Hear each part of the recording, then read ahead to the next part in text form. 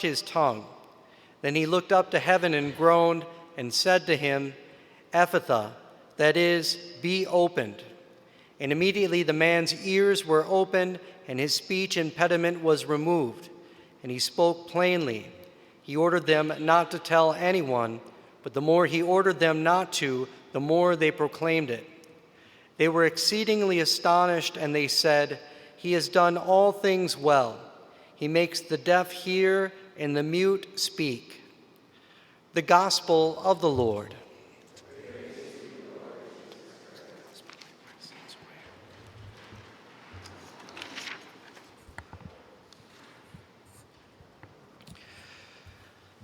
I want to imagine that before the Mass began today, that someone would come to the place where you're sitting right now, and they would probably be dressed in really good clothes, maybe wearing the best jewelry you can imagine, really shiny stuff.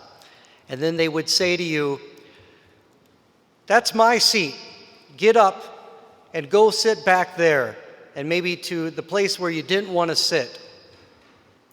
Well, if we read the second reading in the letter to James today, we can imagine how that would make a person feel, what that experience is like of someone coming through and maybe saying that, hey, I'm better than you, and I deserve to have your seat, your place in the assembly as you've gathered together. It also may be asking you a question, why do you sit where you sit at church? And of course, we all have our regular spots. Growing up and going to church with my mom and dad, we had our regular place for our family. It was on the left side of the church, so right on the side I'm at right now facing, and it was in the 2/3 of the way back. So we weren't the far back, but we weren't the very front either. And it also depends on what time we got to church, too. Sometimes we all have that experience, something happened, and then we just got to take whatever we can get. And if we were really lucky, we would go to the choir loft, and then I would really horse around up there as a kid and play with the books and move them around. And I was that kid when I was at church, always taking the hymnals and making the pages all get bent and everything like that. So I'm always kind to the kids who do that, especially the boys, because that's the kind of boy I was. And so that means you might be a priest someday if you're one of those boys. So just keep an eye on those guys. This last week I had a conversation with a woman in Aberdeen, and she pointed out to me that at Sacred Heart, but it's also the same at St. Mary's, you might have noticed there are numbers along the pews where people sit for Mass. And of course, that harkens back to the time period where people had their assigned pew numbers, or you would make an annual payment. It would be called pew rent. And this is a practice that, kind of fell away in the 1950s, but you can imagine that was a popular thing. And it wasn't just at St. Mary's and Sacred Heart. In all of the English church world, this pew rent, this practice of having pew rent or having your number for the pew where you would sit at Mass, was something that had been going on for many hundreds of years. Now, you won't find pews in St. Peter's Basilica or St. Paul's outside the walls or any of the Roman churches, because the practice of having a pew in church where you would sit isn't something that existed for the first 1,500 years of Christianity.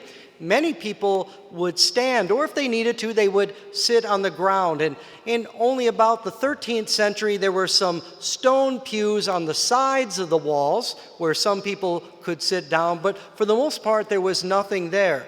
And even today, if you go to Rome to go to Mass with the Pope, you'll see that they bring in folding chairs. But if you walk into St. Peter's Basilica, you will see it's a bare space. It's a wide open assembly, and also crowds can gather there in standing room only. And so this, even the way we know of church, having a pew or even having an assigned pew is something that's only developed in the last quarter of our church's history. Now back to this practice of pew rent. This came from English society because we know England always had kings and queens. They were an aristocratic society. And so even the assembly of gathering together to worship the Lord, they would gather together, and of course there would be duchesses and earls and dukes and all those high society names. And so this practice of having an assigned pew is a reflection of this status in life, right? So you can imagine, depending on, how big of a shot you were, you got to have your spot in the church. And this came out of the Church of England, the Anglican Church, the Episcopal Church, and then it spread also to the Presbyterian Church. Those are English denominations. And then in the United States, of course, we had English colonies.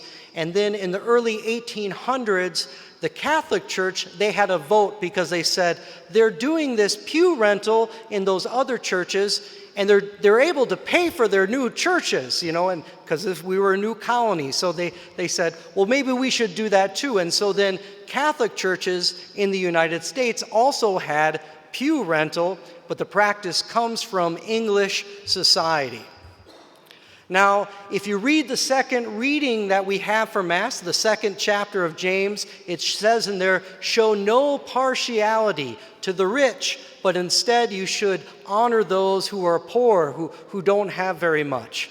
And then if you look at the history of pew rental, you might say, well, how do you figure that? How did they ever get into that practice? Because it really goes against what St. James, the Bishop of Jerusalem, taught in the early church, that you should give preference to the person who is poor rather than honoring and making it all about the rich and the wealthy person, making a show of it in the public assembly. James's teaching is clear for us because it encourages us to show no partiality. Don't make decisions on external appearances or worldly status, but instead, the person that we should be honoring is the person who is poor, who is looked down upon. We shouldn't be looking and pushing that person to the back where there is free space to have, but instead we should be honoring that person and recognizing that they too are loved by Christ. And even in our Catholic teaching, we have this principle of Catholic social teaching, the preferential option for the poor. Which means, and coming from this second chapter of the book of James that we're going to continue to study in these coming weeks, that we should be looking out for the person who has less than. And we should give them the best seat, rather than awarding it to the person who has the most amount of gold or the most honor, or someone that we want to build up in front of other people. Jesus says elsewhere in the Gospels, blessed are the poor in spirit. And so, there's people who do not have worldly wealth, but there are also people who are emotionally poor, or they're the outsider. They're the person that's not welcome, that feels excluded from society. Now, knowing our parish, I know the hearts of our members, and when it comes to physical poverty, somebody who has an empty stomach, or they don't have good clothes, or they don't have a place to get cleaned up or to be taken care of for their physical needs, I know our parishioners will gather together, they'll get the resources, they'll talk to someone from the commercial club, the Knights of Columbus, they'll talk to the pastors, they'll talk to our ministerial association, and we'll work together as a community to make sure that person gets a roof over their head, they have food, they have clothing, and they get those material needs met. People in our parish are good about that. And because we don't have a huge draw on that, when it does happen, people are quick to respond. We don't always have some big program ready because we know each other. But when there's an outsider who's really struggling, people do a really good job about that. So that's something that we should honor, and I want to affirm that in our members. But Jesus also says, blessed are the poor in spirit. And even though there may be people who have shelter, food, and clothing, there are many people who suffer in silence. There are many people who are excluded, who feel like they're the outsider. And many of those people feel especially that way when they walk through the front doors of the church. You know, in our parish communities, it's not just here at Holy Cross, it's in our parishes all around the United States, from the East Coast to the West Coast. You know, at times, a person can have a conversion to the church. They can have a conversion to Catholicism, or they could have, gone down a wrong path and then have a reconversion to come back to the church. People I know who this happens to, a lot of people in addiction recovery, people in Alcoholics Anonymous or Narcotics Anonymous or one of these programs, or maybe somebody that comes out of a bad domestic situation. God changes their life and they go to confession, they come back to church, and they love to come back home to Catholicism. There were many years when they were on their own, and now they get to come back to the glory of the church. I know so many people like this. So no one should think I'm talking about anybody, because I know a lot of people like this. My own life is like that, coming to know Jesus as an adult. But an equal amount of those people come back into the church with great enthusiasm. Jesus has changed their life. They faithfully go to Mass. The months, the years go by. It might be 2 years, it might be 3 years, and they look around and they say, not one person in here has said hello to me in these last 2 years. No one even said hi to me after Mass.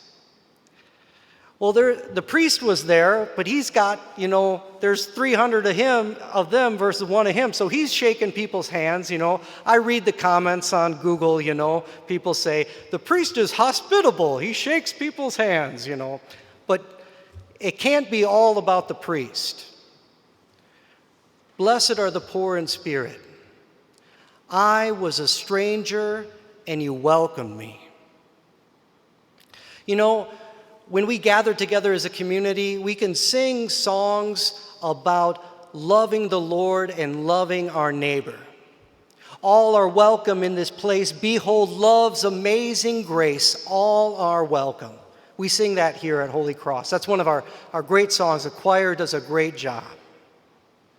But if we sing it and we don't live it, then we are in for a rude awakening.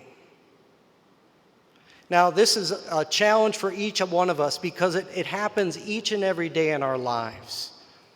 And it also requires courage on our part. So this message from James, the Bishop of Jerusalem, is not a message of condemnation about making ourselves feel bad, but it is a letter of encouragement to the members of his church. And it's a letter of encouragement to us here at Holy Cross. Ask God for the inspiration and the courage to reach out to that person that is new, to that person who is poor, maybe that person who's messed up. We all know about that. People make mistakes, they get in bad situations, but you can be the person that shares Jesus' love with them in the very place that was meant for Jesus' love to grow and flourish each and every day. And for us who sometimes have even been hurt, maybe even by each other, maybe even by me through words or actions, or maybe just the worst of all, plain indifference. It probably hurts more to be ignored than it does to have someone say or do something bad to you. And so at this Mass, brothers and sisters, let's pray for the power of the Holy Spirit. Jesus, who could restore sight to the blind, hearing to those who were deaf, speech to those who could not speak by a mere touch, when he touches us today at this Mass through the gift of his body and blood, that he would heal us of every wound, every hurt, Every nasty thing that someone said or did to us in our life here as a community of believers, every feeling of not being loved, Jesus, take it away and fill us with your grace. And just like the Jerusalem community that St. James preached this wonderful message to, we too will be filled with God's amazing grace, because all are truly welcome in this place.